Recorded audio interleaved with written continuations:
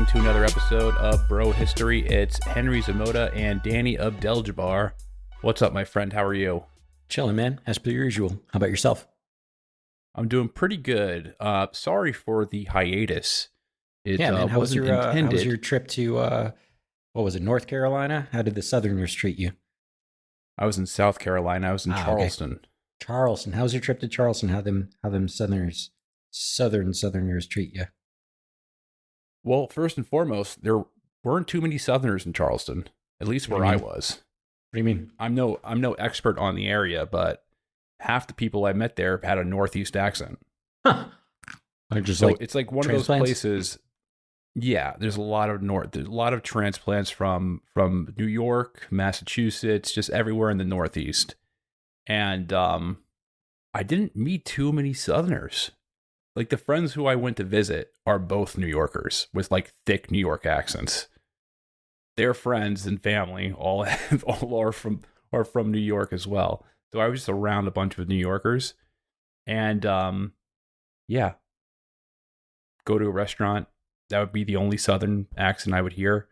It's interesting though, because Charleston is very, very nice. It's beautiful there.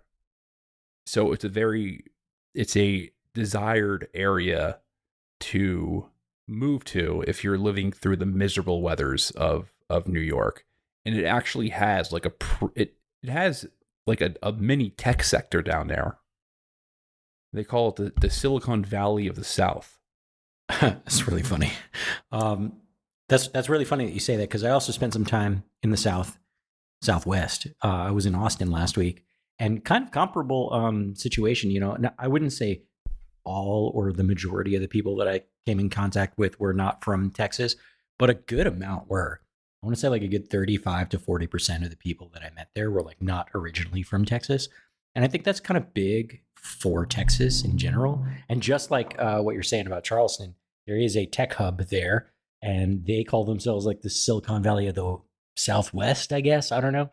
Very interesting how, the tech jobs just kind of migrate to where the tech, those tech centers are, and then the diasporas of people from the East, or in Texas's case, people from the Californian coast end up migrating there.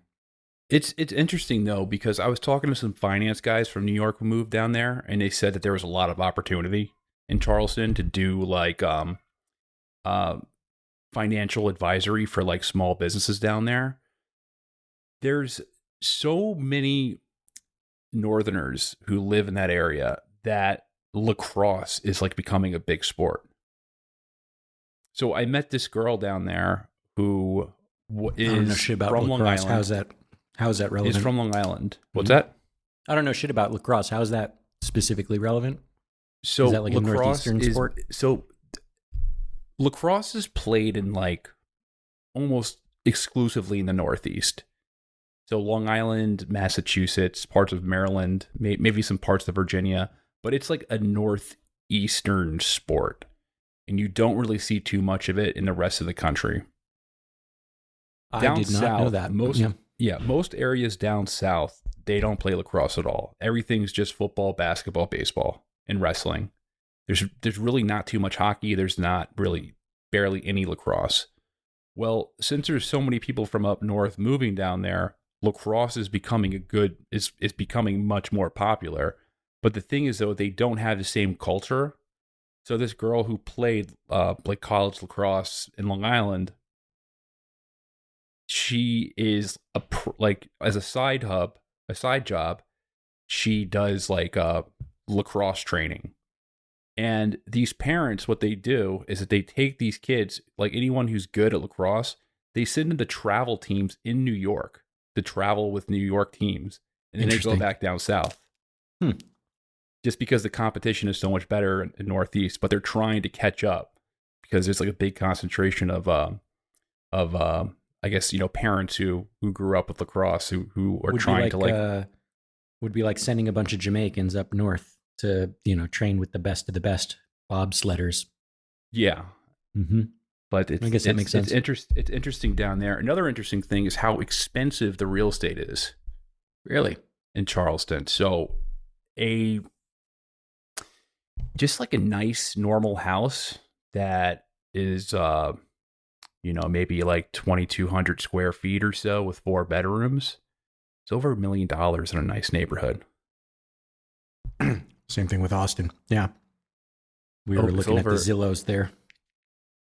It's like all the development. There's a lot of new developments, and they make, they're not like mansions, but they're just nice family homes. Little Everything's over $1 McMansions. million. Yeah. And I'm like, damn, man, even down here, the real estate market's like this. I mean, real estate is up again. It's about to be another one of those big pops. So good for us homeowners, right? If we ever wanted to sell, we're going to make some money. Yeah, the real estate market. I understand why people are so frustrated. The real estate market is insane, man. Going through it when we purchased our home, seriously, 3 years ago, it's even worse now. Mm-hmm. Like the value of my home went up like $100,000 in 2 years. That's crazy. I haven't got mine appraised like yet. Any house that we move to is. I mean, it's not like we're going to, because we eventually want to get another home, right? I mean, that the price for that house is going up too. So it's not like we're going to be making that much money off the real estate. Yeah, you basically have to like move to somewhere. That cash is going to be going into the new home anyway. Exactly. Yeah, you have to move to somewhere where nobody lives, like where the housing market is severely depressed, in order to make any money off that. I read something in Baltimore. They're giving away they're selling houses for $1. What? That's crazy. Yeah, these Japanese vacant homes, these vacant homes that have been abandoned, basically, no one lives there, and it's just like in a horrible, horrible ghetto. No one wants to live there. They're basically condemned, and you're paying $1 for the home, and essentially you have to put in the investment to restore the home. And I think Baltimore did something similar years ago where you had to, if you did that, if you engaged in that, you would have to actually live in the home. I'm not sure if that is part of the stipulation there, but they're trying to get some of these. Because if you go to Baltimore, it's just like a complete shithole, man. It's just condemned house after condemned house. So they're trying to get people in there who are excited about a $1 adventurous real estate investment. Well, it's like very much like Japan minus the ghetto part. Like they have a bunch of like these dilapidated, old homes where either the person has died or retired or something like that, and it went to disrepair, and the culture and the legal framework for inheriting stuff kind of sucks in Japan. And oftentimes a lot of the people, when you have an inherited home, like they don't want to be inherited because there's like a lot of tax implications there. So it could be like financially ruinous for you to inherit a home in Japan. And so these homes just kind of go sit with no owner. And, they're offering them for like super cheap, not $1, but like super, super cheap. And you have to rehab them. I don't know if you have to live in them for any period of time or not, but I know that they're offering them for very, very cheap, even for foreigners. Really, even for foreigners, especially for foreigners, yeah, they want. That's interesting because I thought us to come try to keep have people babies. Out. I thought their whole policy was to try to keep as many people out as possible. Not anymore. Their birth rate is so bad that they're actually having incentives for like people to come and have sex there and have babies there and stick around because they just don't have such a lopsided like age demographic that like in a couple of years, unless they develop really dope ass robots, which it's Japan, so maybe they will. But there's not going to be enough caretakers, for all the old people. Well, we're about to open up a can of worms, and I don't want to get too derailed, but I actually have a lot to say about the Japanese, what the Japanese are doing to solve this, but we won't hit the topic at hand, and we have a lot to cover. So today, this will be the final episode of the Boer Wars. So this is episode 4 out of 4. So a new really hope. What we're going to be doing today is actually talking about the Second Boer War and how it ended and what were the implications of the war. So you can pass your AP history exam. Do not Um, listen to this as a way to study for your AP history exam. You're going to get it. so you You're going can to pass fail. your AP history exam. No, you'd Um, fail. but yeah, so we're concluding it. This has been a long thing to research. It took a lot longer than I expected. Just going through the, you know, about 7 books, which is really nothing when you think about it compared to what other podcasters do when they do research on a multi-episode big topic. 7 books and like different articles and papers, but still, it was a lot. It was a lot on me. You might be thinking any idiot could do that, but it was hard for me to keep track on this.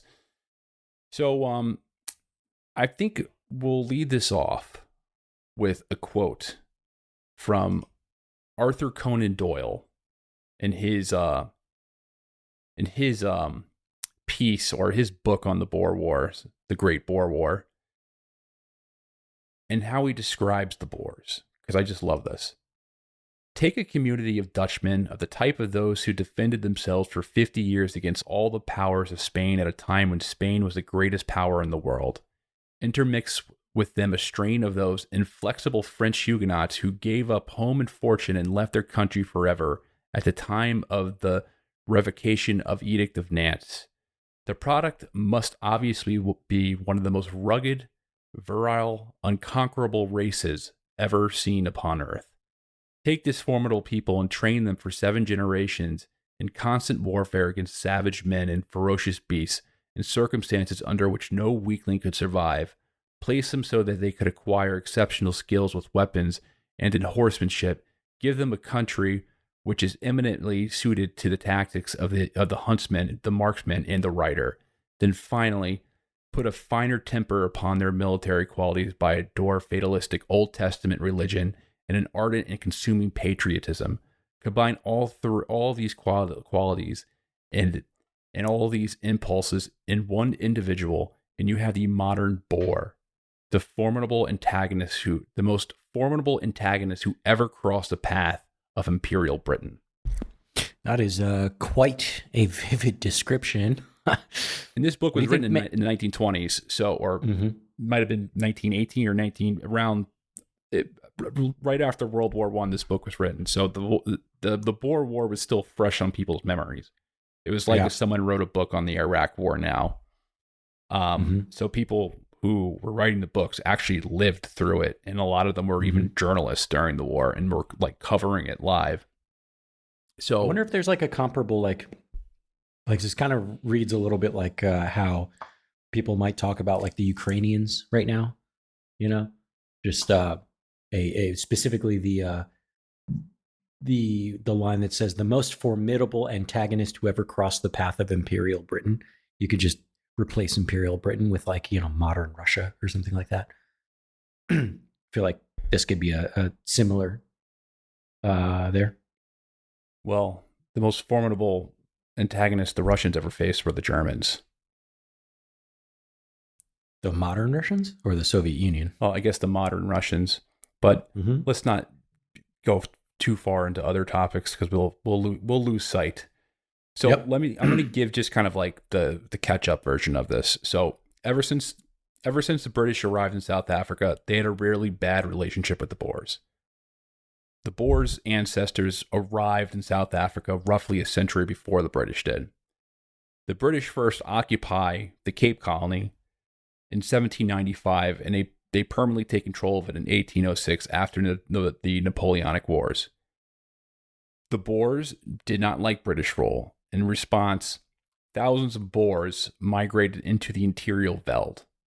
And this was an event that we covered in a previous episode called the Great Trek, where just thousands and thousands of people just went into the South African interior in the wilderness and basically started these mini republics and these like mini colonies and these like, these farm estates that were like completely isolated from everything, and they would just battle the elements and the native people for decades and decades. And this is what Arthur Conan Doyle is talking about. Like these people just grew up in a very unhospitable place. Now, this migration leads to an establishment of independent Boer republics. There are two main ones: the South African Republic, the Transvaal, in 1852, and then the Orange Free State in 1854. Both, I mean, they had their problems with the British and they had like a mini war, but they were eventually recognized by the British. And for decades, relations between the British and the Boer Republic was uneasy, but they were coexisting. At moments, it would turn outright hostile, but for the most part, they were able to kind of settle their differences and not go into all-out wars. Now, the Boers were really just not worth governing to the British because they would just cause too much trouble. And the South African colonies were among the least profitable of the entire empire. So really, the British just didn't find the juice was worth to squeeze. Now, what changes British policy, besides a lot of their policy with the Boers had to do with like, native tribes and conflicts between Boers and native tribes would often spill over to British territory. So they were trying to prevent that. But what really changed their policy, their Boer policy, was the discovery of resources. So specifically diamonds and gold in the 1860s, and then gold in 1886. Now, the Transvaal was a very poor agrarian state. And after the discovery of gold, it became one of the wealthiest territories in the world due to these gold deposits. And we're talking about massive gold deposits. Roughly half the gold mined in human history was mined in South Africa. Which is just an abundantly crazy amount. Yeah, just insane. So the Boers resented British interference into their affairs, and they were very hostile to any attempts to grant political rights to the thousands of British and European immigrants known as Uitlanders, who were just a name for foreigners by the Boers, who were pouring into the Transvaal after the discovery of gold. And eventually what happens is that the Uitlanders, they start to outnumber the native Boer population. And the British were putting pressure on the Transvaal government. And this is a South African government, one of the state that was ran by Paul Kruger. The British were putting pressure on the Transvaal government to grant them full political rights. Now, if the Boers gave the Uitlanders political rights, they would basically lose their country because they would be outnumbered. And they knew, and they were probably right to suspect this, that they would push for British annexation. Now, there was a lot of financiers and a lot of British imperialists who wanted to find a way to annex the Transvaal and pretty much all the states in South Africa. And basically what they wanted to do, their thinking was that they would create like another Canada in South Africa, like this loose federation that they would govern. So one of the things that they did is that they tried to do a false flag. The Jameson raid or I guess not a false flag, but a better word for it than false flag is they tried to instigate a color revolution, what we would say in the modern sense. So in 1895, essentially there was a botched attempt to overthrow the Transvaal government. And this was a raid that was conspired by Cecil Rhodes, the Prime Minister of the Cape Colony, and the head of the British South African Company, in conjunction with a bunch of Jewish mining magnates in the Transvaal. And the plan was essentially to create a color revolution, overthrowing the Kruger government. And the same thing that happened, the result of this was the same thing that happened in Iraq in the 1990s when actually the reverse happened. Excuse me. A better analogy would be the Bay of Pigs, because they were supposed to instigate a raid, and this was supposed to cause the Uitlanders to lead a revolt to overthrow the government. What ended up happening is that the Uitlanders never revolted. So this raid is squashed by the local police, essentially. And the same thing happened in the Bay of Pigs. Like, these guys went over to Cuba. They were planning, there was supposed to be a revolution. The revolution never happened, and the guys ended up getting slaughtered. So what happens to, and that was a huge political hit on JFK. Like, heads had to roll because of that failure. The same thing happens in Britain, where Cecil Rhodes has to resign as the prime minister of the Cape Colony. But the damage, and that was a concession the British made to the Boers. They're like, okay, we're sorry about that. We're not totally trying to overthrow you, but the damage was already done. The Boers now viewed Britain as this existential threat. And both sides began preparing for this inevitable war. So in 1897, the British government appointed Sir Alfred Milner as High Commissioner for South Africa to come up and essentially dominate the Boers with force. And the Uitlander issue was the perfect pretext for this intervention. So he insisted that the Transvaal refusal to grant political rights to British subjects, because most of the Uitlanders were from the United Kingdom, justified some sort of British interference. Paul Kruger, the president of the Transvaal, recognized that any concession that they would make to the British that they were asking for would come at the cost of a independent Boer state. So they refused.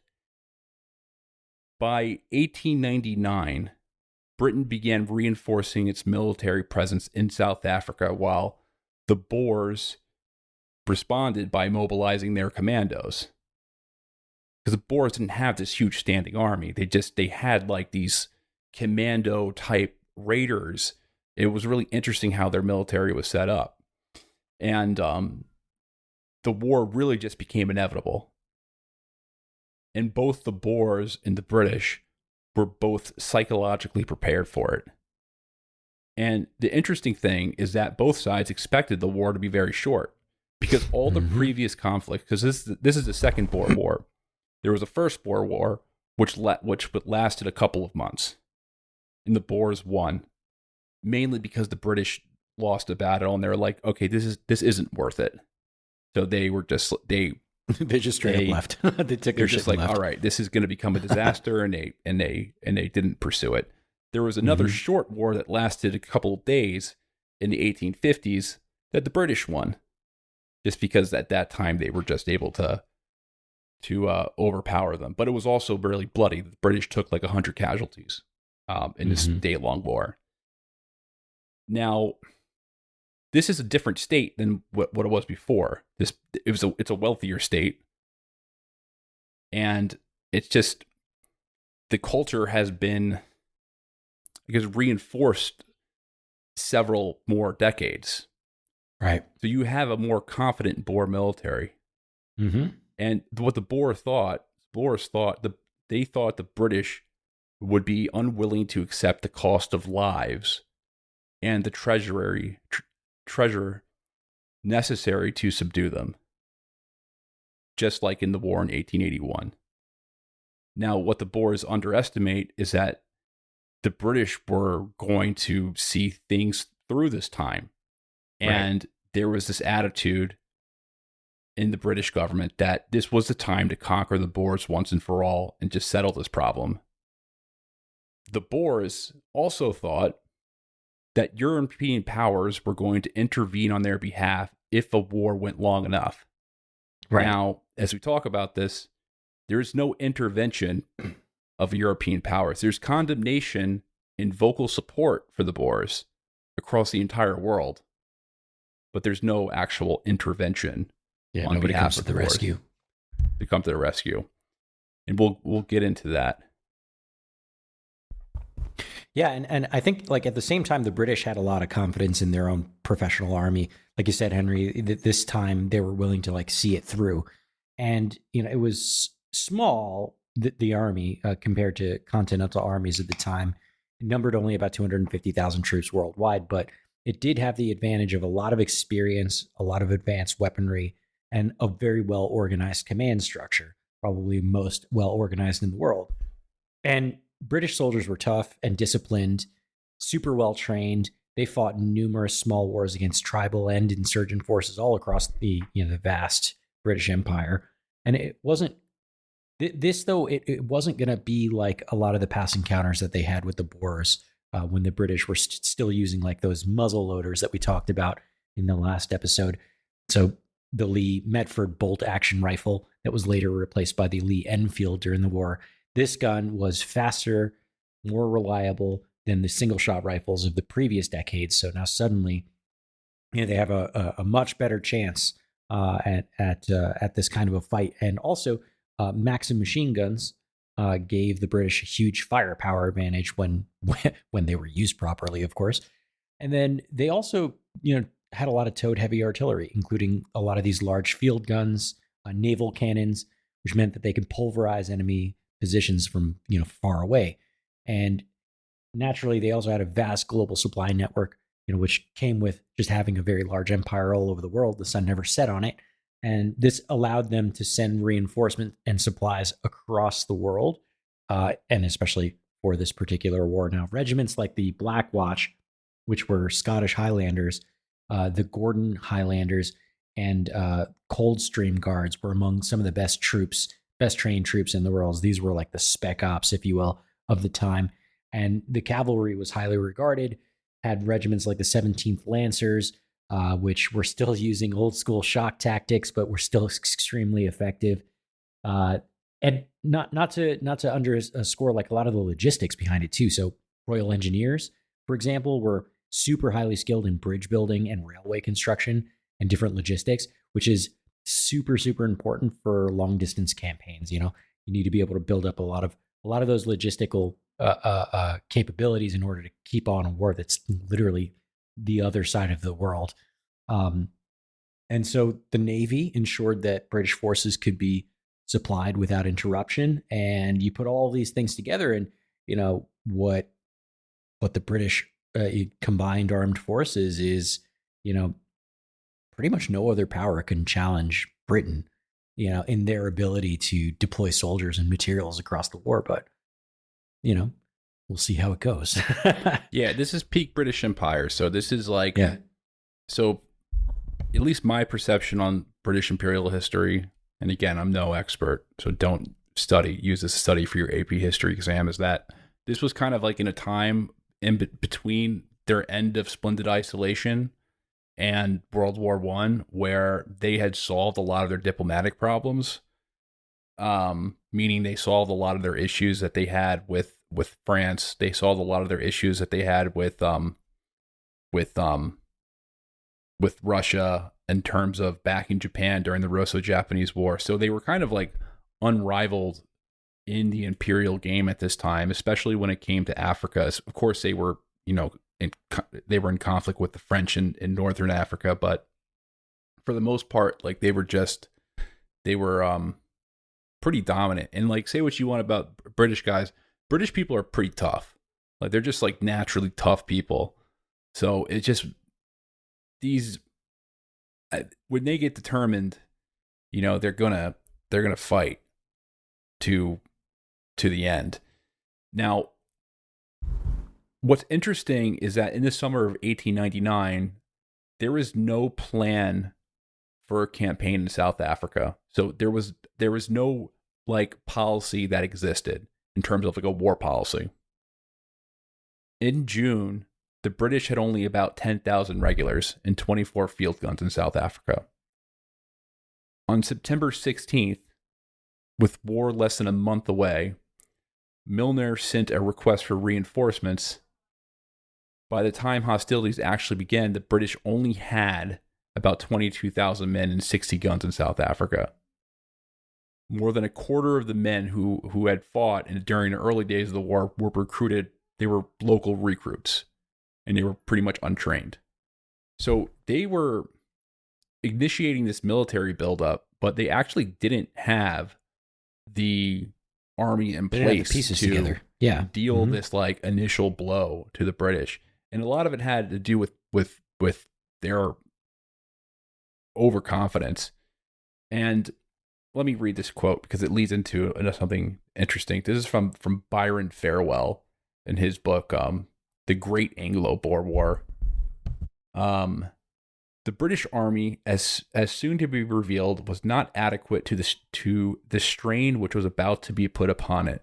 The empire had grown enormous and at a rapid rate, while the army too had expected. It had, through no fault of its own, not grown large enough to handle all the wide-flung commitments expected of it and to fight a major war at the same time.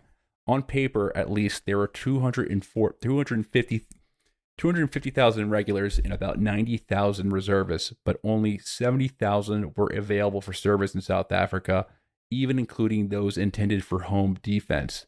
In spite of this shortage of soldiers, the government made a decision which deliberately deprived the army of one of its greatest sources of trained manpower.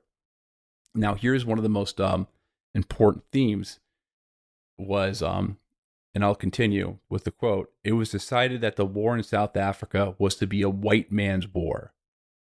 The experienced Indian army would not be used, and the Bantu and the other colored races in South Africa would not be formed into combat units or employed as local levies."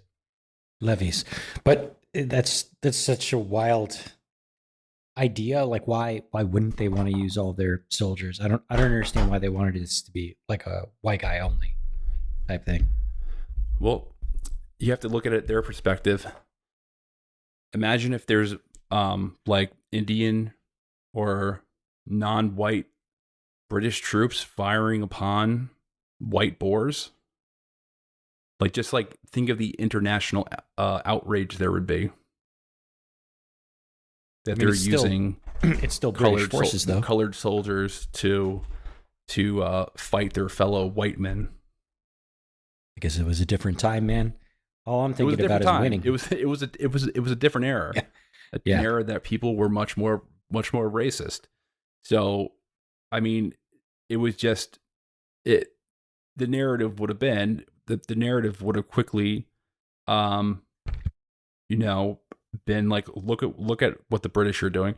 I mean, a similar narrative went around with France during the First World War, when the French started using their black troops from Africa to fight the Germans. What, that they thought that, people were like, oh my God, look, that they France, were like France is using all the black people, They were betraying they were betraying their race. That's some racist bullshit. Well, yeah, but this is 1899. Yeah, I know. It's just hard for me to put myself in those shoes, I mean, it's like, the way I think of it is, like, tactically speaking, if you want to lose the war, go ahead. Just make it a white man's war then. Just handicap yourself on purpose. Go for it. They didn't tactically stupid. There was obvious reasons why they did not use colored soldiers, and it was one of the primary reason was not to cause an international stir, but also just not. They didn't want to. They wanted to prevent a racial war from breaking out afterwards. I mean, it makes more sense to me from the Boer recruited black perspective. soldiers, and then white soldiers were fighting them from the Boers, and then they had this harbored resentment that it could have caused all sorts of like big racial problems in the colonies afterwards. Yeah, I mean, it makes more sense to me from the Boer perspective because both sides warned the different tribes to stay out of the war. And like, you don't really want to start arming a bunch of these tribes who might, after the war, turn those guns upon you, right? So it makes sense for me for why the Boers wouldn't want to use colored or black forces or different tribal forces, non-white forces. But it doesn't really make a ton of sense for me on the British perspective. It just seems like a unnecessary handicap, even despite the, what you put out for the, they don't want to cause an international stir. Being race traitors or whatever it is, Well, you have to remember that people back in this day thought white people were better than brown people. Yeah. So I'll just, there's no like easier way to say it. Like, that was just the attitude among most people. Yeah. So if you have, it wouldn't have sat right. It wouldn't have been kosher, as they say, in the press, or just for even the morale of like British soldiers who are fighting with black soldiers against like white people. There's lots of ways that you can think of it. So they preferred to just keep it because it was already there was already lots of racial problems in South Africa. Mm-hmm. In every colony, including both the Dutch Boer colonies and the British colonies. There are already like a lot of problems with how stratified the societies were. They didn't want to add fuel to the fire because in that part of the world, race wars were breaking out frequently, and not just between whites and blacks, but between like blacks and other black tribes. Like it was just kind of a mess. It was one of the reasons why the British had so many problems there. So they just, in their mind, this was like a way to just keep the war clean, just have like a classic kind of set piece war. And with that, and that was and you're right, that attitude they brought initially led to some pretty serious losses in the beginning of the war. Mm-hmm. As we proceed. But what they ended up doing really is that they ended up filling a lot of those reserve seats. Like a lot of people who fought the war on the British side were Canadians, Australians, and New Zealanders. Right. So they ended up going over and I think at least 25,000 white soldiers from the white colonies served. Yeah. Excuse me, I burped. Yeah, no sweat. Yeah, I mean that's interesting that they brought in so many people from all over the world when they could have just been bringing them in from more locally. But that's neither here nor there. I think the Boers knew though that they couldn't win like a protracted war against the British Empire, and their best hope was to win early enough victories and force Britain to like go to the negotiating table as it did before. And the Boers had somewhere between like about 40,000 men, while the British forces in South Africa were about 27,000. So the Boers already had that numbers advantage, and also the British forces were spread out across various garrisons too, so they weren't all in the same spot either. And these early days would be like the only time that the Boers would have to have that numerical advantage before they start getting reinforcements and resupplies. So naturally, the smart move was to strike first, and that's what they did. And at the beginning of the war, the Boers launched a series of these coordinated offensives into the British-controlled territory. The main part of the Boer offensive was directed at the Natal and the Cape colonies, where they hoped to basically just overrun the British garrisons before those reinforcements could arrive from the sea. Now, in Natal, the Boers crossed over the border in mid-October, and they were going after the British garrison at Ladysmith, and the British commander in Natal, General Sir George White, he was basically caught totally off guard, with his pants down. And within a couple of days, the British forces were in full retreat out of that area, and it cut off a large portion of the British army because that was a huge area. And to the west of there, in the Orange Free State, they moved into the Cape Colony, and primarily they were going to go after the diamond mining center of Kimberley. And then they had basically set up a siege. So that was also mid-October 1899. The Boer forces laid siege to Kimberley, and inside there were about 40,000 civilians in a small British garrison. They basically trapped them. And the most important of those three towns that we've just talked about so far was Ladysmith, and that one, it held the most, like the majority of the British forces that were in Natal. At the end of October, the Boer forces surrounded that town. They cut off the communication lines with the outside world. There were about 12,000 British troops that got trapped there, and the relief columns got repeatedly defeated in their attempts to break the siege. So they kept getting spanked as they try to, unblockade the town. And this was some pretty early wins for the Boers. Yeah, and what happens is that, so by the winter, by December in 1899, the British war effort was in total crisis. to Boers, they had they effectively had sieges on all the major British cities in South Africa, and things got a lot worse. So what is known as Black Week? So Black Week was a string of like high casualty events, high casualty losses for the British, and they all happened in a span of 5 days. So between December 10th and December 15th, 1899, and it ends up being probably the worst setback of the British military in the 19th century. And it was just like a stunning to the British public. Like even Queen Victoria, who was normally stoic, was freaking out about it.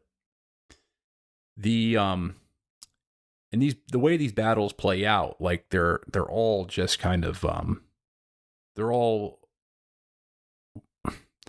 just like these fuck ups that like seem that they could have been avoided. Like they're all like these. You look at them now and when you read about them, you're like, what? Why the fuck did they do that? Like were they crazy? Like did they not understand where they were at all? There's a lot of ego shit going on. I feel like, yeah. So the Stormberg was the first one. That was the first disaster. It was Stormberg was at a railway junction in the Cape Colony near the border of the Orange Free State.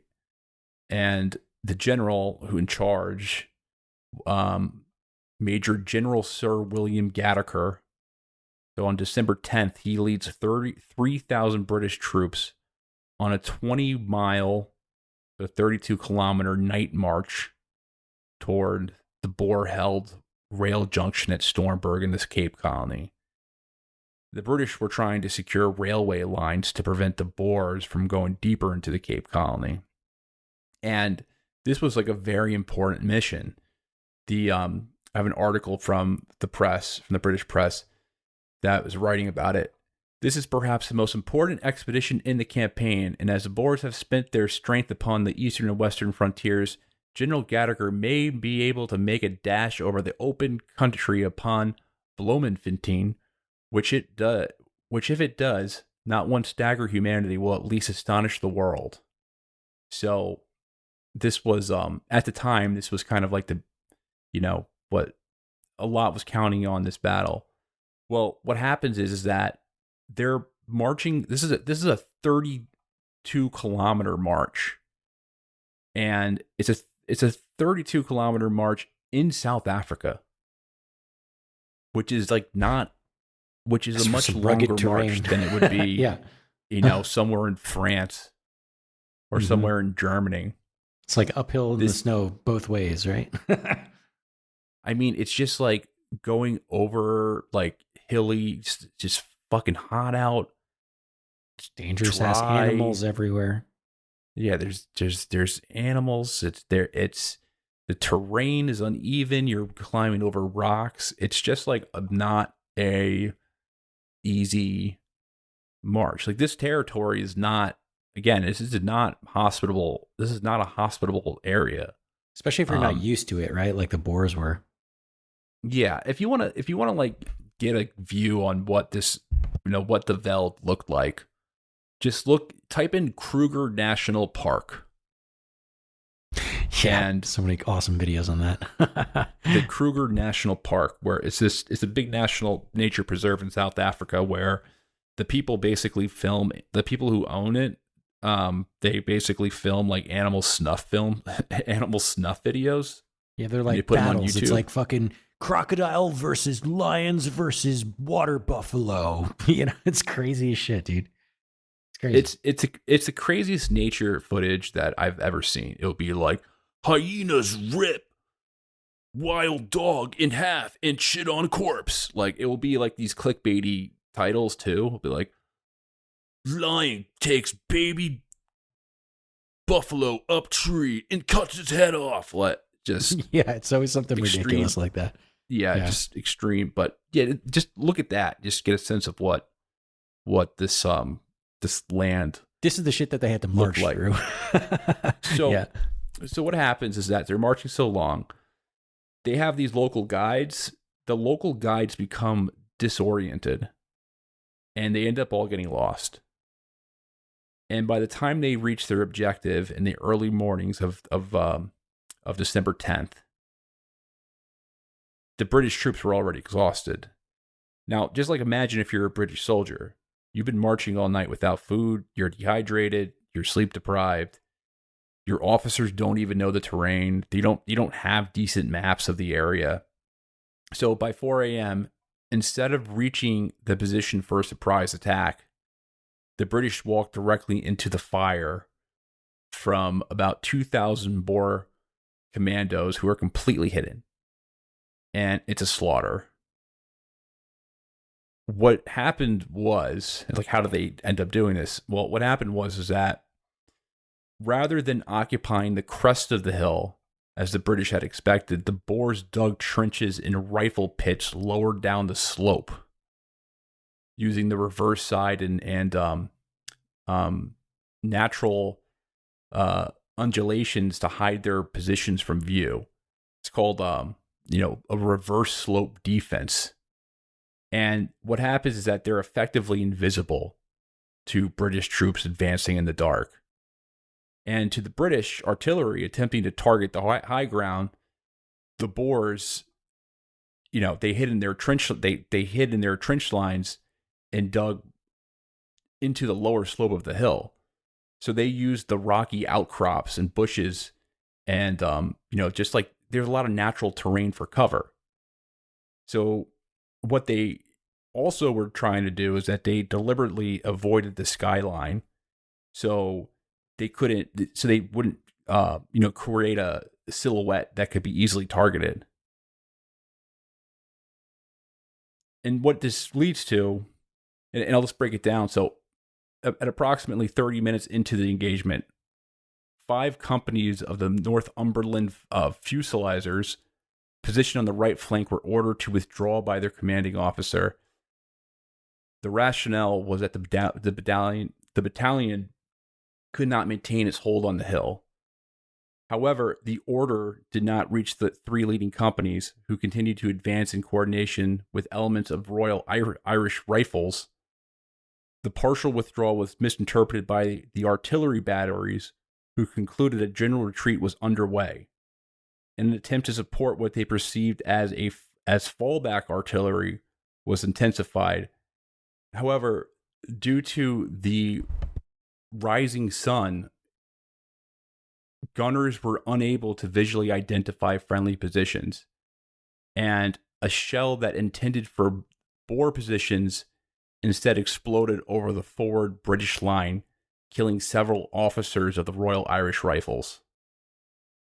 So the battle basically ends up friendly being, fire event, right? Yeah. They couldn't figure out who they were shooting. Yeah.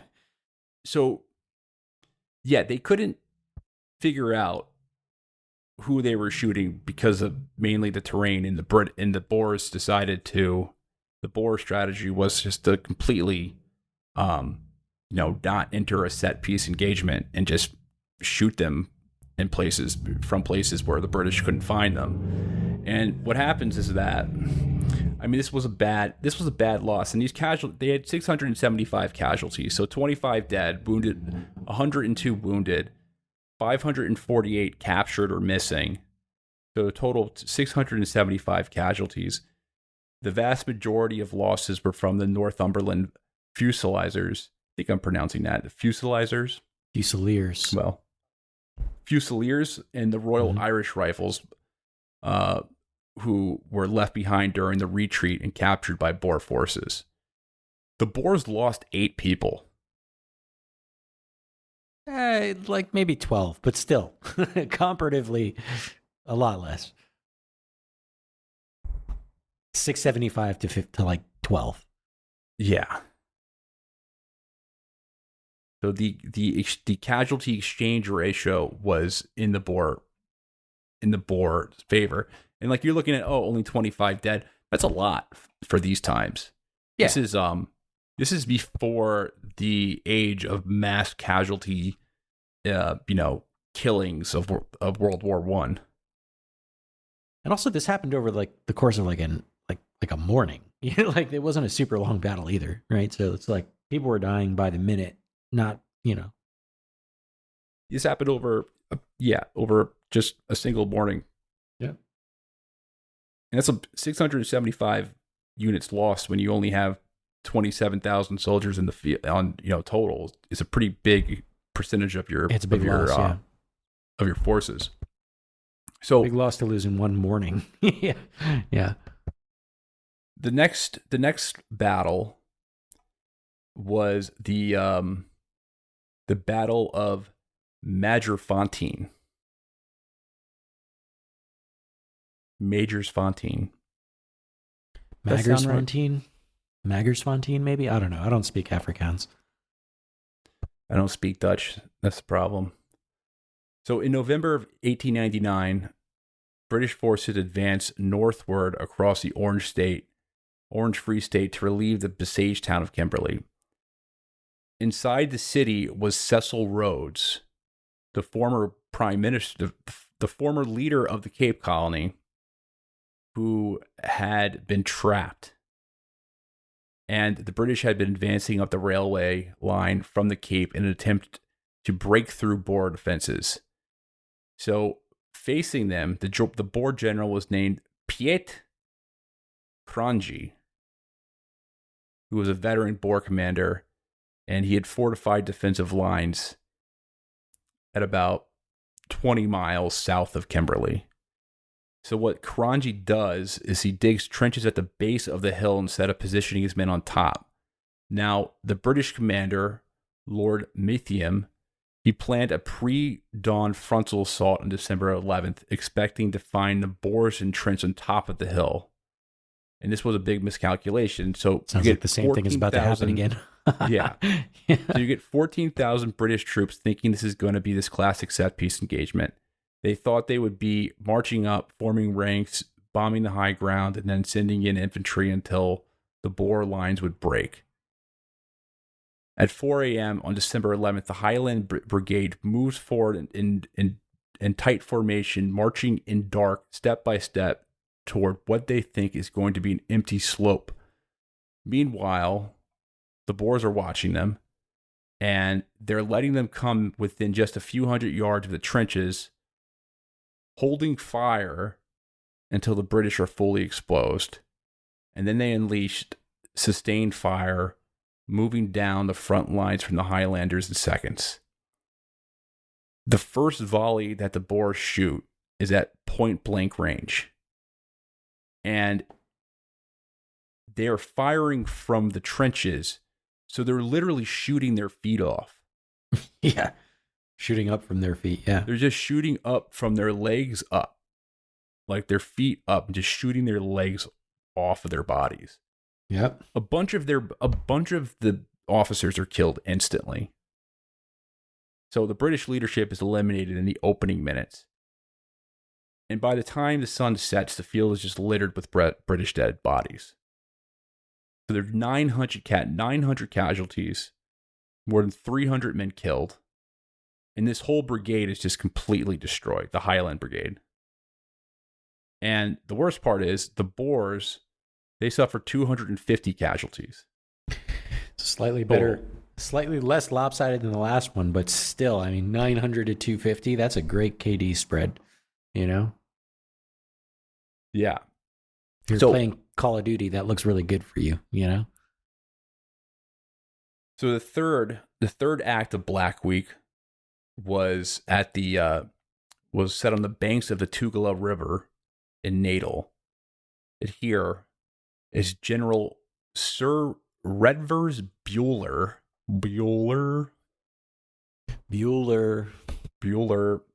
So Buller is the overall British commander in South Africa. He personally leads a force of some 20,000 men in a bid to relieve the besieged town of Ladysmith.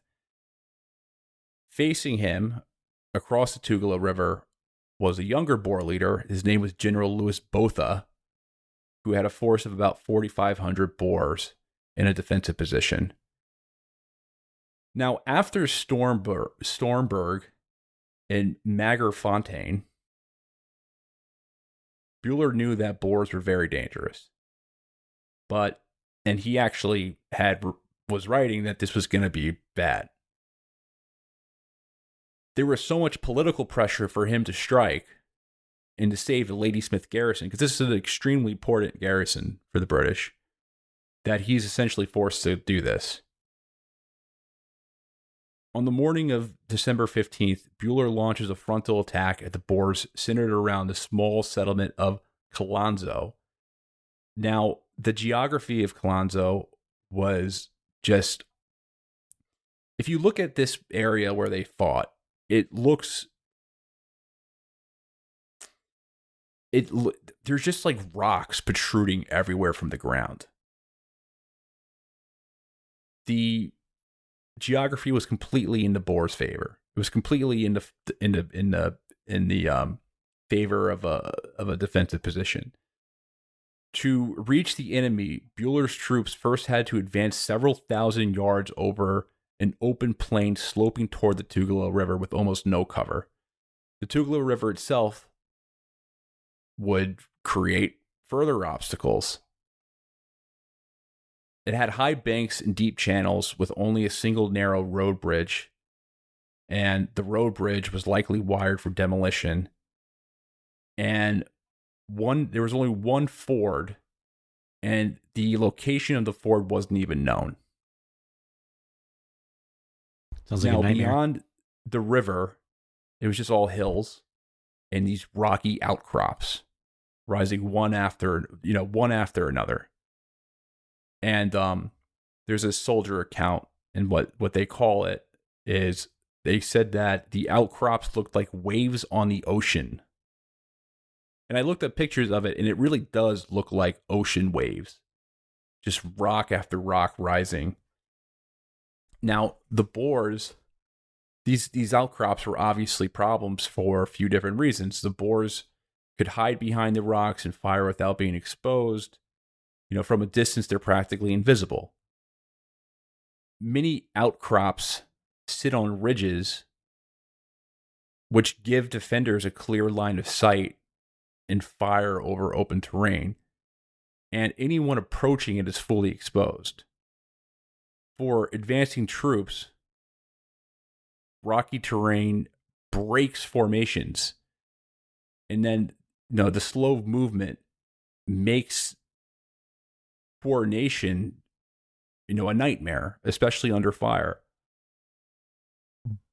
Botha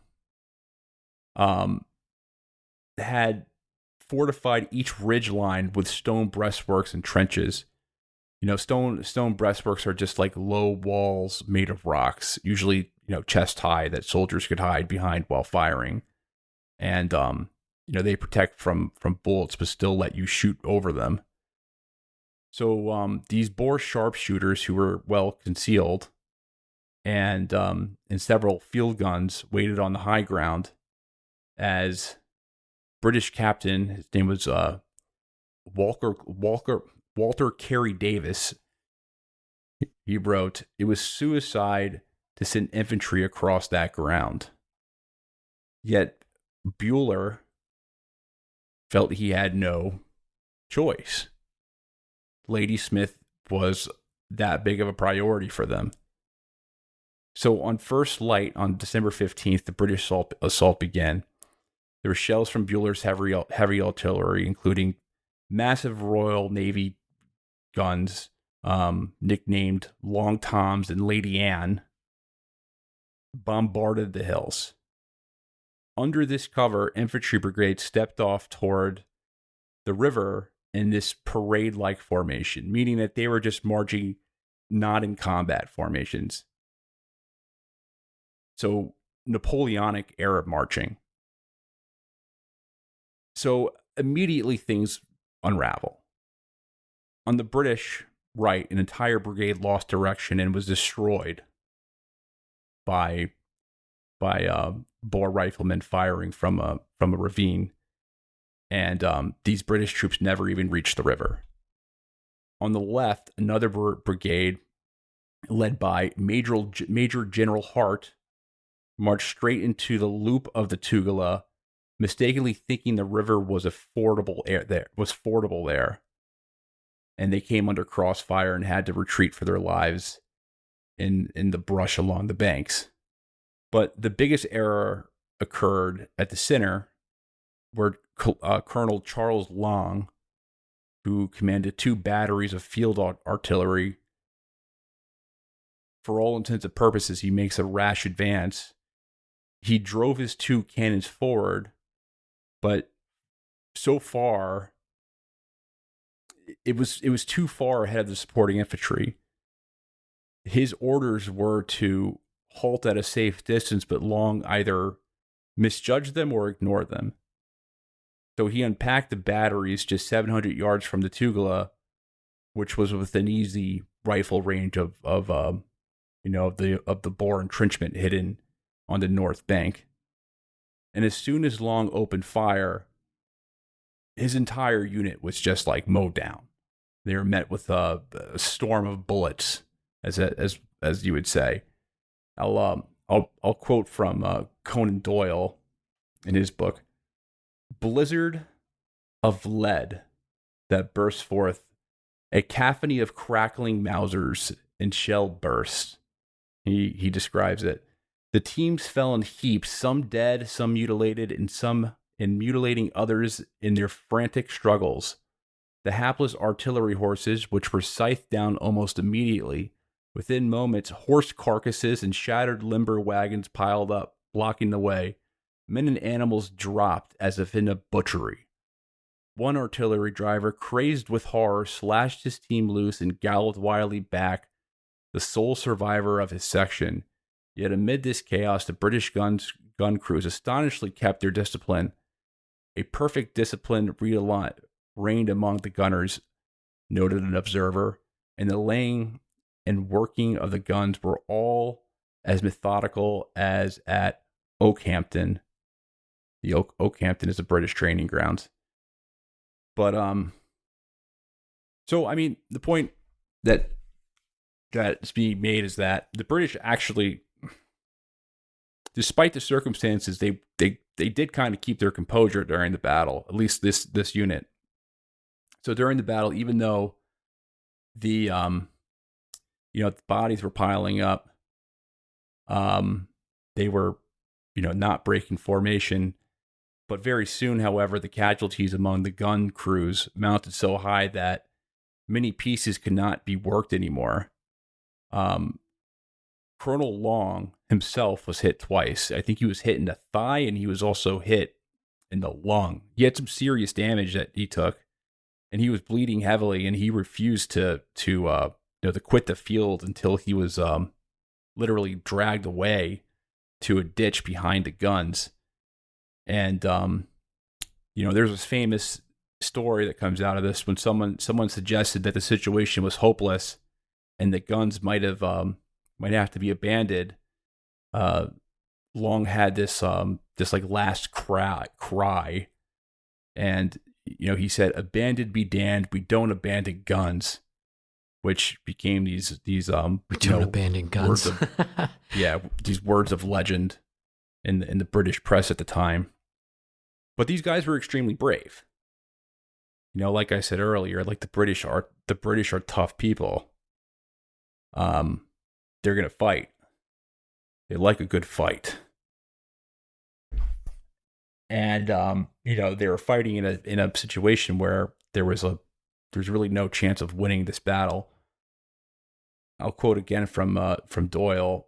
One little knot of men kept a single 15-pounder firing steadily, despite the infernal fire raining upon them. Already, every gun had its litter of dead around it, but each was still fringed by its own group of furious officers and sweating, desperate gunners. And Doyle is very clearly in awe of the courage of the British soldier. Now, casualties overwhelmed them. The few survivors took shelter in the ditch where Colonel Long was waiting for rescue or nightfall. but the order was made to retrieve Long's guns, stranded under Boer Boer fire before any withdrawal. And they did this because they wanted to prevent them from falling into the hands of the Boers, because the last thing they wanted to do was like lose a bunch of heavy guns in this battle in addition to the mass casualties. Yeah, exactly. So they start embarking on these rescue attempts, which are like, heroic but also futile at the same time. So there, one officer, he recounted that 7 times the English made heroic efforts to save the guns, but the teams were shot down and the men trying to serve them were each time driven back within heavy losses. So in this battle, again and again, these small parties of volunteers are rushing forward into Boer fire, trying to pull back these guns. They're setting a goal for themselves to bring back at least one cannon. And there was a Captain Schofield of the Royal Artillery managed to reach one of the guns and actually dragged it back by hand with a few men, which is crazy. Under these things fire, are fucking heavy, right? Yeah. Yeah. And then there was a Captain Walter Congrave of the Rifle Brigade, and Lieutenant Freddie Roberts also tried repeatedly to assist wounded men in an attempt to haul guns back. I'm just quoting from Doyle right now. I think it's worth mentioning some of these guys, their names, because it was extremely brave. So Roberts, the chief's son, as he was known, was hit in the hip. As he laid exposed, another officer found him and carried him to cover, but he would later die of his wounds. Meanwhile, Congrave was shot through the leg.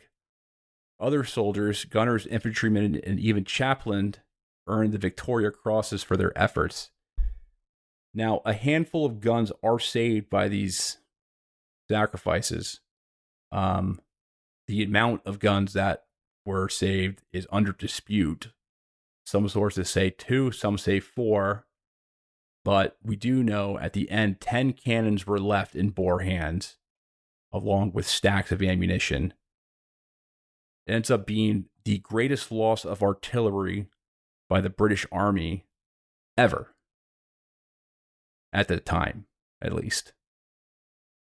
It was the same as losing all that military equipment to the to the Taliban when we pulled out of Afghanistan. Yeah, sort of. That's a good analogy. It's super similar. It's kind of like, those battles, those Civil War battles where the Confederates would just like completely ransack all these. There's like a bunch of battles like this in the Civil War where Confederate soldiers just robbed the Union, like all of the North's guns, and just used them in their next battles. Yep. I think there's more the parallels with the Boer War. I think they're most equal with like the Civil War. Not a totally correct comparison, but there's a lot in common with the two wars, in my opinion. Especially the way the British respond to their losses. But they lose the war. Bueller concedes defeat at Colenso. His entire attack was defeated. He called off the assault and ordered a retreat southward, leaving the battlefield, and then, those 10 precious guns to the Boers. And at the end, they suffer roughly 1,100 casualties. Some 143 are killed, 755 are wounded, and over 200 are missing. And according to the sources I've read, the Boers lost 20 killed, 100 wounded. So we have about a 1 to 10 casualty ratio. Yeah, super lopsided. Yeah. Now remember, at this time, the Boers outnumbered the British military.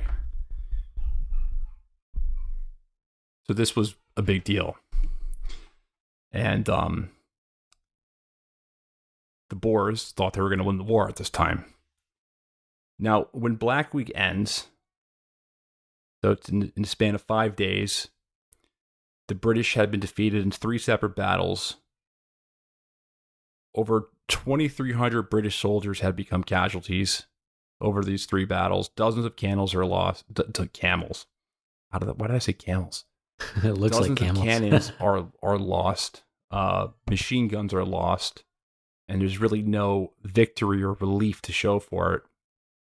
So the British government, embarrassed and extremely alarmed that they're going to lose this war that they've lost a lot of people over, they start to reorganize their war efforts. And within days, the War Office decided to send its best field commander, Field Marshal Lord Frederick Roberts, to South Africa, accompanied by Lord Kitchener as his chief of staff. And this appointment is the new phase. The British, they started pouring reinforcements. Eventually, hundreds of thousands of troops across the empire are sent to South Africa. Now, with the lessons learned from their previous losses. Now, it's important to note, Field Marshal Lord Roberts, he's appointed commander in chief of the British forces in South Africa. General Lord Kitchener, who is a very famous military commander in British history, he was famous for his victories in the Sudan, and he was assigned the chief of staff. This arrival in early January signaled that there was going to be this massive British military buildup. And by early 1900, the British had mobilized the largest imperial force ever assembled, over 180,000 troops, compared to, between 40 to 50,000 Boer fighters, thousands of horses, artillery pieces, railway lines are being created. And Roberts, unlike his predecessors, recognized the importance of mobility. So he reorganized the British forces into these mobile columns, allowing them to outmaneuver the Boers in some cases, and avoiding these frontal assaults that were, leading to losing efforts. And over the following months, the British army relieves all these sieges, and they effectively kick the Boer armies out of all these major cities. For the sake of time, because we're going to try to complete this series and the rest of the series in one episode, we're not going to go into the individual battles of the British counteroffensive, but to make a long story short, they succeed in essentially, I don't know if you want to say liberating their former colonies, but moving That's the pretty Boer loaded terminology. If you're a Boer. militaries. If I said liberated, Yeah. to the Boer perspective, they wouldn't find it accurate, but No. they kicked the Boers out. But after they essentially beat the Boer standing army, a new war erupts, a new version of the war erupts, and a insurgency campaign begins in the summer of 1900. So the Boers are fighting guerrilla warfare. When the Boer guerrillas refused to quit, the British military turned to what might be called a total war strategy. This meant targeting not just the enemy fighters, but everything that kept them going: their homes, food, and their families. Between 1900 and 1902, the British, they systematically burn thousands of Boer farmhouses. They destroy their crops, and they start slaughtering their livestock around the countryside. It was a scorched earth campaign, very much like General Sherman's marches during the American Civil War, when Union troops started burning down basically everything that they came across to, break the Confederate South's break the South's will to fight back. And just as Sherman and others burned and pillaged to deprive Confederate armies of supplies, the British did the same thing, and that's where the comparisons I think are the strongest. The idea was simple. If the Boer, in any situation like this, when you declare total war, the idea is if the enemy has no food, no farms, and no family support, they would have no choice but to surrender. In a lot of cases, this makes things worse, but if you're at it for long enough, a lot of times it does work, where you completely break the will or the base of support for the insurgents. Conventional warfare was not working for the Boers, so they were using hit and run guerrilla tactics, and they knew the terrain well. The British could occupy towns and railways, but the moment their troops would leave an area, Boer commandos popped up again. So literally, they occupied the land under their feet in many cases. Now, during this stage, this becomes very just like Vietnam for the British. They're fighting this protracted, unpopular war. It's becoming very unpopular in Britain at this time. They're losing people in these not in these glorious battles, but like in these hit and run, just drive-by shooting types things. And by late 1900, Kitchener decides to move the war in a more extreme measure. So the British went around, they were burning entire villages and farms to the grounds. That this was only one half of the plan. The other part of the plan was a lot more controversial than even that. And what could be more controversial than burning people's houses down and farms and their property down? Well, they started to round up Boer civilians. As Kitchener's troops cleared the land, they would capture Boer families, mostly women and children and the elderly, since most of the Boer men were away fighting. And these civilians had nowhere to go. All their homes were gone. So the British herded them into camps. And the mindset is, with these types of operations, is that if you remove everyone from the land, you're denying guerrillas any support base. This was the total war logic. Nothing was off limits. Nothing was off limits if it helped end the resistance. And, the British, a way to describe it, and this is coming from a British official, that the aim was to limit the endurance of the guerrillas. So just another measure in just making it more difficult. Because think about it, like if you're on the ground and you're an insurgent, if you still have your base, your family, your home, you can still go find a place to sleep at night. You can still go and get food. If you Take have a break. a grandmother, your grandmother can still bring you some water or tip you off on things. If you take away and completely isolate them, I mean that's one way to do it. And what the British used something called the blockhouse strategy. So what they would do, they constructed thousands of these small fortified outposts called blockhouses across the countryside.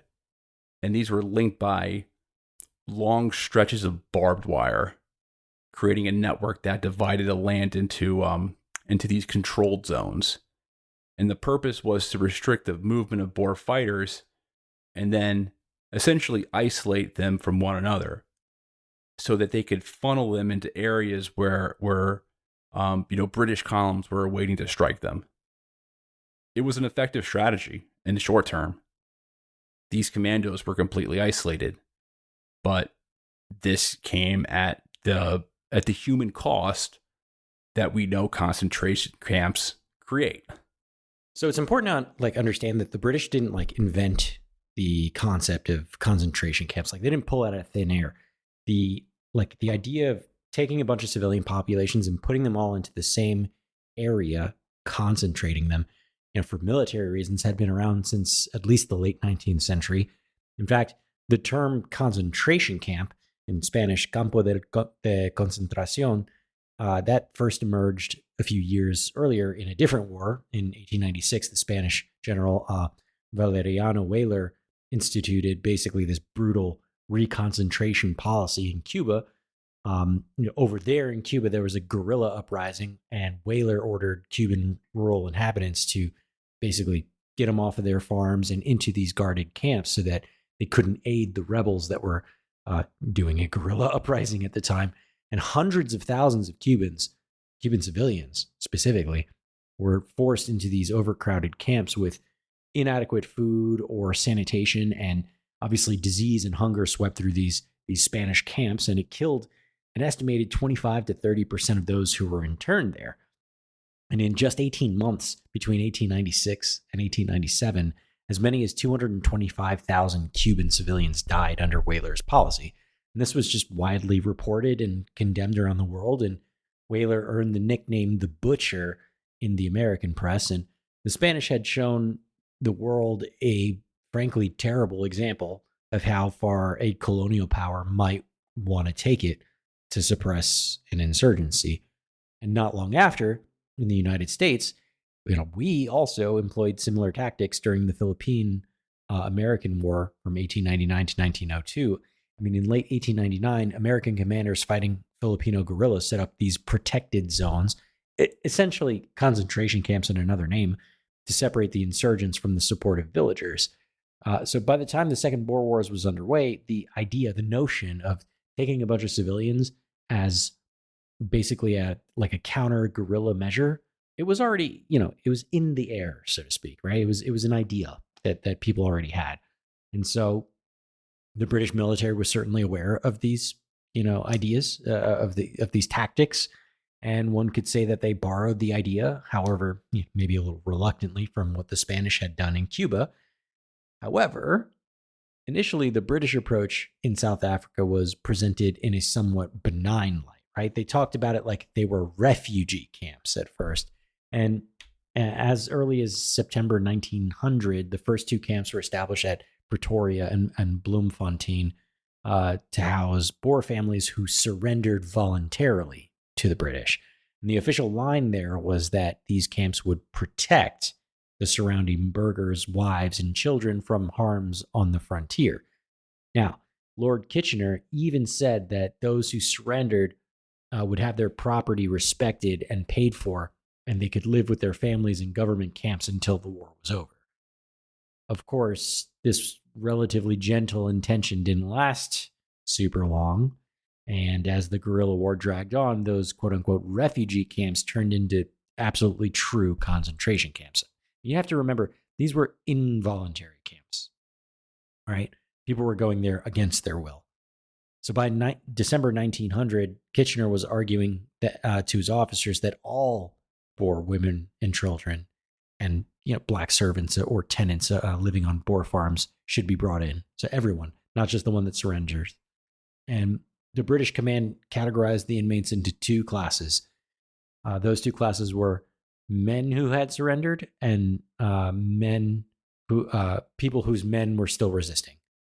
So the surrendered families were going to get better treatment and rations, whereas the families of rebels who were still giving the British shit were given smaller food rations and they were put into harsher conditions. So basically punishing them for, the men who were associated with them's continued resistance.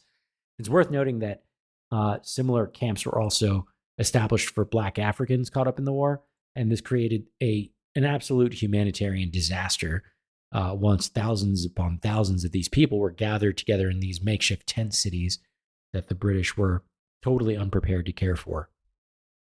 Yeah, I mean it's like in later on when concentration camps become a lot more of a subject in history, especially during the Second World Wars, because everyone was running concentration camps. The Soviet Union was, the Yugoslavians were, obviously the Germans were running concentration camps. These people die because they're literally just, it's fucking a nightmare to live in. Like, you're living in a place where disease is going rampant, where lice and things like measles are spreading everywhere, especially for like children. All kinds of fevers and shit. Yeah. Mm-hmm. Yeah. I mean, if one person gets it, I was on an airplane. My son got hand, foot, and mouth from just being on I don't know where he got it. We think he was on an airplane. Just one area, just one small place. Imagine just an entire compounds and cities where people are forced to live like on each other, basically. It creates this huge, it's nuts, horrible catastrophe. Mm-hmm. So by the end of the war, an official report concluded that 27,927 Boer civilians die in these camps.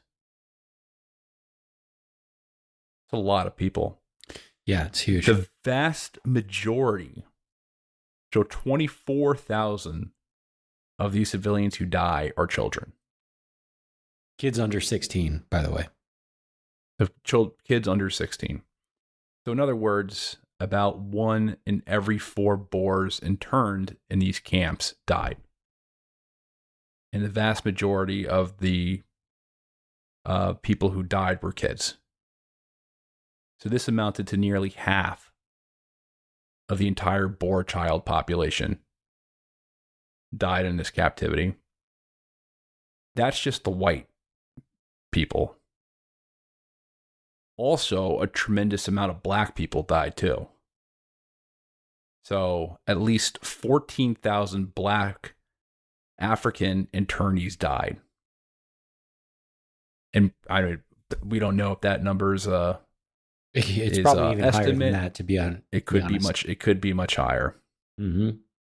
So these concentration camps kill close to 50,000 people, which is wild. I mean, I know I know the answer to this, but I was hoping that maybe you can clarify a little bit. Why are so many people dying in these camps? We kind of touched on it a little bit, but like, just really hit it home. Like, let everybody know why. Well, I think what happens with these camps is that, the conditions are terrible, and then the government never has really an adequate plan for housing and feeding these communities that have been uprooted. And they certainly just can't do this at scale. So, I mean, just food shortages, bad hygiene, people getting sick,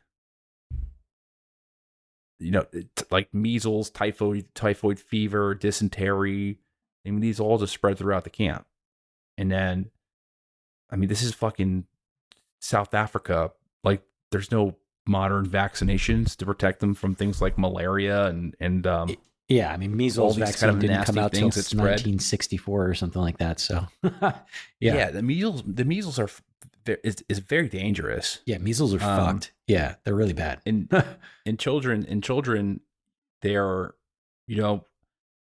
So I told you, like, my kid had hand, foot, and mouth. Mm-hmm. Every single kid in his daycare got sick. It's crazy. Patient zero over there. He was patient zero. Unfortunately, I feel bad, but we didn't know he had it when we sent him to school. We obviously wanted to send him to school if we knew he had it. But he wasn't showing symptoms yet. Every single kid, like 12 kids in his class. So just imagine that at scale. Right. Sticking a shit ton more than 12 people together in a terrible, unsanitary condition with like food shortages and no proper hygiene. It's going to get really bad really quick. Yeah. So there was Emily Hobhouse, she's worth talking about. So she was a British humanitarian who traveled to South Africa to investigate the camps. And she was horrified by what she found.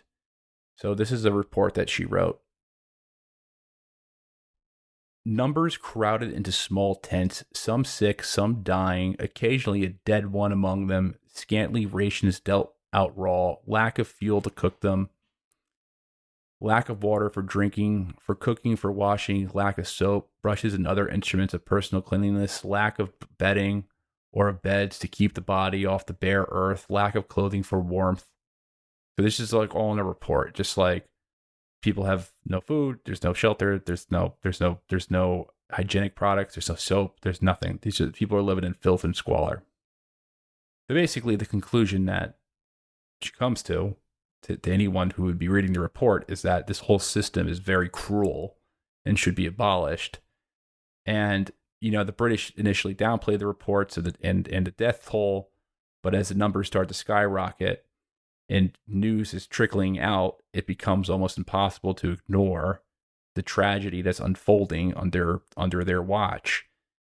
And there's this picture, if you want to see, I don't recommend looking at it, but I mean, there's this picture from these camps that shows this child on her deathbed, and the child's father was a Boer fighter who had not surrendered, which led to this girl being classified as an undesirable, essentially. That meant that she was not going to receive, enough rations. She's basically going to be kept on a starvation level diet. This child later died in an English hospital. But if you look at the photograph, she's just completely emaciated. She's dying, essentially a victim of deliberate neglect. And it was one of those things that kind of shocked the conscience of many who initially supported the war in the first place. I'd actually met, this is by accident too, complete coincidence. I met a British Quaker who, a Quaker? Yeah, so the Quaker community in Britain, whose family were protesters of the war. And she was telling me that, her great grandfather was a Quaker who was a big anti-Boer War activist because he found out about the camps. I had no idea, completely random. It was such a coincidence that I met this lady and she was telling me about this. But there was this there's when news got out, they were condemned. And it wasn't just from the British people who were investigating it, but when this reached an international level, when the news of these concentration camps leaked out across the world, they were internationally condemned. And you have to remember, in the context of the British, they had painted this as a moral crusade to, like many of their colonial projects, they're painted as moral crusades to civilize these areas. And in many cases, give credit to where credit's due. Like, the British did bring civilization to their colonies, and increase the standard of living in many places that they colonized, without a doubt. In many cases at very high costs, though. But in many cases, they were at very high cost. Mm-hmm. This is an example of being at a very high cost. When within Britain itself, opposition politicians and activists, they seized on these reports about these camps, And they were obviously using this as a way to denounce political opposition, especially the Liberal Party leaders like Sir Henry Campbell Bannerman. He was a big critic of the Boer War. And, they would say things like their own country is going down the path of like of Barbary or just acting completely uncivilized. So, another famous British politician who denounced the camps was Lloyd George. I have a quote from him. So, a barrier of dead children's bodies will rise between the British Boer races in South Africa. In his criticism. So powerful imagery. The Hobhouse report ended up printed in newspapers, and it was distributed as pamphlets for the public. And the British government did, in response, the British government did improve things, but after the stories got out, the damage was already done, and they found themselves making a public like a global public apology because their reputation took such a serious hit. I mean, nations like don't do that. When's the last time America apologized for something? When's the last time we apologized for something? On an international level. I can't honestly think of many. Not in my lifetime. I think the only thing you may get is that Vietnam was a mistake. Yeah, but did we publicly apologize for that? No. I mean, that's stuff that we don't like, apologize for the nukes, nuking Japan. Yeah, no, we don't apologize for shit. Done some fucked up things. We just don't. We like individuals can talk about it and acknowledge it, but the government as a whole isn't going to stand in front of the world stage and be like, yeah, we fucked up. Our bad. Kind of fucked up. Well, let's talk about the international implications and let's wrap this up. So, in Europe, there was significant pro-Boer sympathy. So in the French press, they had these cartoons, man. I've been going on for a while. Cartoons. I like to screw up cartoons. They had these cartoons that were essentially just like these cartoons that were just totally ripping on the British. They had them basically portraying them as like these brutes, and then were drawing the Boers as like these poor, country rural folk just being completely abused. And then obviously the Germans would criticize them because there was some German heritage in the Boer. Many of the Boers, most of them were from the Netherlands, but a lot of them were French and German as well. I mean, they became their own thing, like that was, outside of Europeanness, but there was a lot of like pro-Boer sympathy in Germany. We spoke about how Kaiser Wilhelm, he congratulated Kruger on preventing the Jameson raid from overthrowing his government, which led to essentially a diplomatic crisis between the British and the Germans. But even the U.S. was, where opinion could have been more split or even mildly pro-British in some regards, were appalled as details emerged. So the British were definitely isolated, internationally for a while for committing in the world's opinion, an atrocity. And it's the first time this ever really happened to a major imperial like a major imperial power like this. So the war ends on May 31st in 1902. And the two Boer republics, the Transvaal and the Orange Free State, they formally surrender, and they're absorbed into the British Empire, and they become crown colonies. Now, the total casualty amount, I'm just going to read this out. So, approximately 22,000 British soldiers died. 6,000 Boer fighters were killed.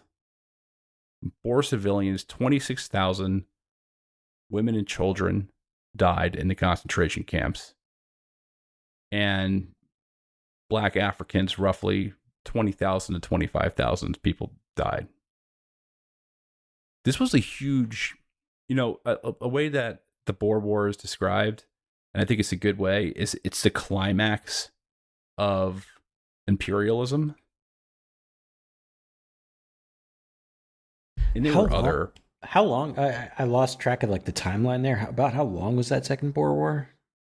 It ended May 31st, 1902, but it started when? It started in the fall of 1899. Okay, so like 2 years? Yeah, roughly change. Roughly 2 years, 2.5 years. Okay, the majority of the year, the actual like war between the states was about a year long, less than a year. Mm-hmm. I mean, death toll the insurgency went on for about a year and a half. Yep. Death toll on the Boer side, if you count the black Africans, is very comparable to war in Gaza level. And if you add in the British troops, then suddenly this number is even bigger, and around the same amount of period of time too. Yeah, and it was a war that probably didn't really need to be fought. No, I mean, like, you lose sight of... They could have settled those problems. Yeah, you lose sight of like the reason why they even fought in the first place. I mean, it's not like South Africa now is a British colony. No. They could have settled all that. All they really had to do was just make a deal with the Boers that would just not instigate the Uitlander issue, and they probably would have avoided the war. Right. Maybe some trade deals or something like that, so they can get their hands on some more. Because the Boer position was listen, like, I'm not like moral trying to paint these states that were obviously very racially stratified and positive rights, but they were states of their time, and it is what it is. They're obviously, by the standards that we have today, they wouldn't pass them. But I mean, if they just let them continue the just to have their state and just work with them on these like gold deals, then they probably could have found some concessions. But unfortunately, things went wild, and you have close to 100,000 people dead.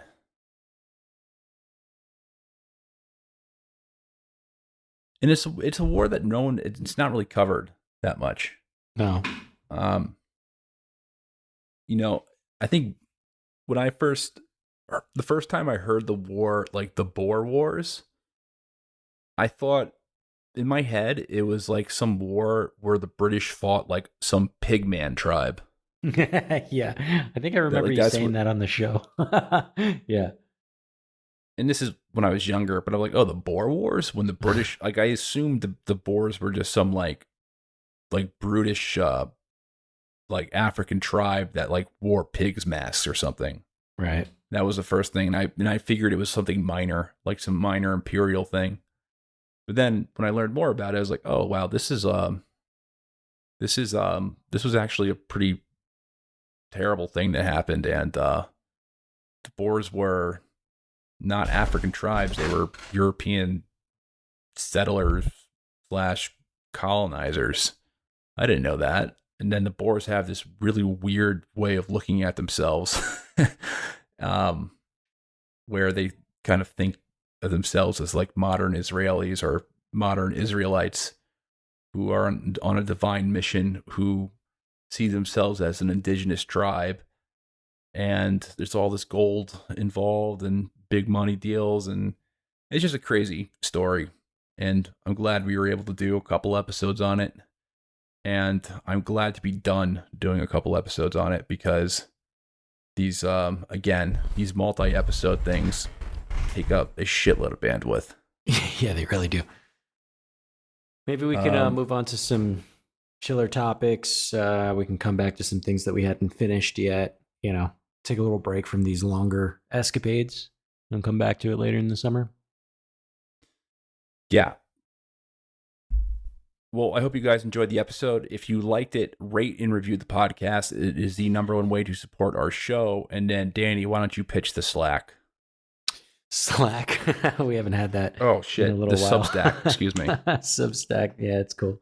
Yeah, we've got we're doing a lot of work on the Substack where we post additional content, like episodes that are more loose and less scripted, if you will. Less research, but we get a lot more done there.